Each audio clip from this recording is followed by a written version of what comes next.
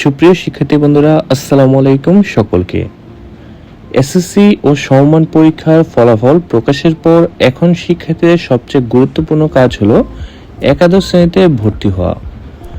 কিন্তু তোমরা অনেকেই জানো না অনলাইনে আবেদন করার পূর্বে আসলে কি করতে হবে, কলেজ নির্বাচন হওয়ার পর কি করতে হবে এবং চূড়ান্ত ভর্তি হওয়ার সময় কি কি ডকুমেন্টস বা কাগজপত্র লাগবে। তাই আজকের এই ভিডিওতে সংক্ষেপে পুরো ভর্তি প্রক্রিয়াটি তোমাদেরকে জানিয়ে দিব, যাতে তোমাদের এই নিয়ে আর কোনো ধরনের ঝামেলা বা প্রশ্ন না থাকে। তো চলো কথা না বাড়িয়ে আমাদের আজকের ভিডিওর মূল আলোচনা পর্ব শুরু করা যাক। আর সম্পূর্ণ প্রক্রিয়াটি সম্পর্কে জানতে তোমরা অবশ্যই ভিডিওটি না টেনে প্রথম থেকে শেষ পর্যন্ত মনোযোগ দিয়ে দেখবে।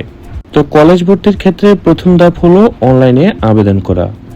একাদশ শ্রেণীতে ভর্তির জন্য নির্ধারিত ওয়েবসাইটে গিয়ে অনলাইনে কলেজের পছন্দ ক্রম দিয়ে আবেদন করতে হবে। আবেদন করার সময় নিজের ফলাফল, মোবাইল নম্বর সহ প্রয়োজনীয় তথ্য সঠিকভাবে দিতে হবে এবং পছন্দের কলেজগুলো সঠিক ক্রম অনুযায়ী নির্বাচন করতে হবে। আবেদন সম্পূর্ণ করার পর আবেদনের তথ্য ও সিকিউরিটি কোডটি অবশ্যই সংরক্ষণ করে রাখতে হবে।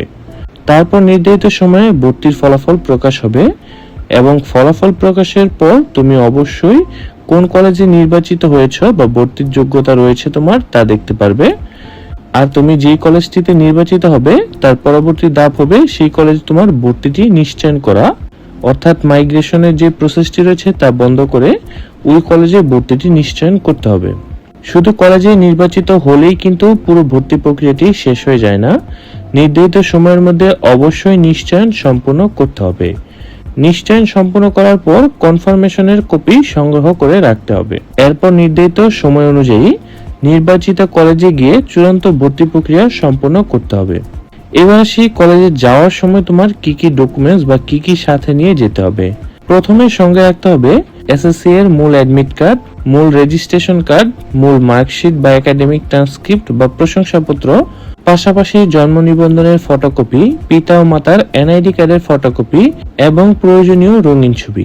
ছবির সংখ্যা কলেজ ভেদে ভিন্ন হতে পারে, তাই নিরাপদ থাকার জন্য শিক্ষার্থীর পাশাপাশি পিতামাতা বা অভিভাবকের প্রয়োজনীয় স্ট্যাম্প সাইজ বা পাসপোর্ট সাইজের ছবি আগে থেকেই তৈরি করে রাখতে পারো।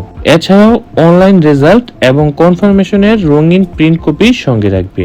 আরেকটি কাগজে সিকিউরিটি কোড এবং আবেদনে ব্যবহৃত মোবাইল নম্বরটি লিখে রাখবে, কারণ এটি কিন্তু খুবই গুরুত্বপূর্ণ। যদি তুমি সিকিউরিটি কোড বা মোবাইল নম্বরটি ভুলে যাও সেই ক্ষেত্রে কিন্তু তুমি ভর্তি নিশ্চয়ন করতে পারবে না। আরেকটি বিষয়, তোমরা যারা কোনো কলেজে ভর্তি হওয়ার ক্ষেত্রে কোটা অ্যাপ্লাই করবে সেক্ষেত্রে কিন্তু কোটার জন্য প্রয়োজনীয় সরকারি সনদ বা কাগজপত্র পূর্ব থেকে তোমরা জোগাড় করে রাখতে পারো। এখন আসি ভর্তি ফি এর বিষয়ে। কলেজে চূড়ান্ত ভর্তি হওয়ার সময় নির্ধারিত ভর্তি ফি কিন্তু দিতে হয়। এই ফি কলেজ ভেদে ভিন্ন হতে পারে, তাই তুমি যে কলেজে নির্বাচিত হবে সেই কলেজে আগে অফিস রুমে গিয়ে জেনে নিবে কত টাকা ভর্তি ফি রয়েছে। আরেকটি বিষয় মনে রাখবে, অনলাইনে আবেদন এবং কলেজে চূড়ান্ত ভর্তি এক বিষয় নয়। অনলাইনে আবেদন ও নিশ্চয়নের পর কলেজে গিয়ে তাদের নির্দেশনা অনুযায়ী প্রয়োজনীয় ফর্ম বা অন্যান্য কাগজপত্র পূরণ করতে হবে।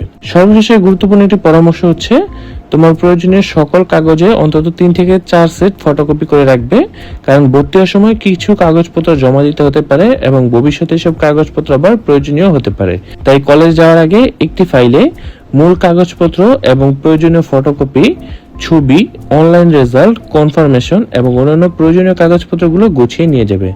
তাহলে ভর্তি হওয়ার দিন একটি কাগজের জন্য যেন তোমাকে আবার ফিরে আসতে না হয়। আশা করি একাদশ শ্রেণীর অনলাইন আবেদন থেকে শুরু করে কলেজের চূড়ান্ত ভর্তি পর্যন্ত পুরো প্রক্রিয়াটি এখন তোমার কাছে পরিষ্কার।